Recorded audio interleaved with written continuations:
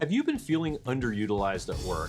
I mean, you've been feeling that you can do more to add more impact to the organization or more impact to help you in your career? Well, you're not alone. And today I'm going to talk about 2 key steps you can do, both proactively and reactively, to go figure out what it is that you can do so you can feel fully utilized and reach your fullest potential. My name's Milan, and in the 30 years I spent working my way to senior level in a Fortune 100 company, I've been in this boat a couple of times myself. I mean, there are times where I've reached a level of mastery where at the time I would call myself taking a break, where I wasn't really incentivized to go beyond what I was doing. Everybody was happy with what I was owning and performing, didn't really care if I did more. And it was very easy to, looking back, say I was kind of coasting a little bit. But notwithstanding that topic, what's important here is that everybody will reach that point where they feel they're being underutilized either through mastery or because the work is maybe grindy and boring and they need to figure out something else to energize them. So tip number 1 is really to talk with your manager. And I know that sounds like easy and everybody would say that. But I had this example I used with my own team members. So I would, we're sitting and chatting and I'd say, look, if I had a crystal ball in front of me, I would wave my hands over it. And you know what? It would still have an out of order sign on it because I did not go to Hogwarts School of Magic and I can't read minds.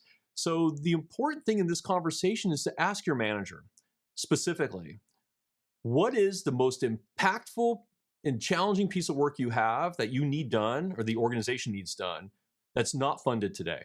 Because there is always a list of things. If you're lucky, there's more than one and you can pick more than one. But if not, there's usually at least one great project that has a lot of value that nobody's picking up either through complexity, lack of positional authority, or just the fact that it's working with a challenging team and nobody wants to work with them. But that is one way to really kind of focus in on a specific project. And if they happen to not have one, maybe you go ask your skip level, say, hey, what's a big challenge that you see in the organization that would add a lot of impact that nobody has time to go work? Because they always have something. I know I have a list. So that is one way to very specifically kind of identify a potential great project, because usually it's going to add a lot of value to the organization. And in doing so, it can add a lot of personal value to you in your career growth and progression as well, because usually it's something that's pretty hard. So that's tip number 1.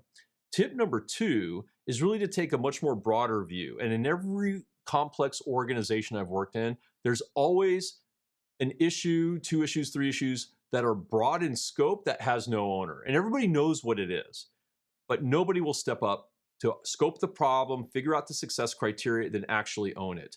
Now, what I can tell you is for me, I've done this a couple of times, mostly because there was a little piece of it that I needed for my own self-interest, but I couldn't just solve for that little piece. You had to solve the bigger problem so I could get the little piece that I needed.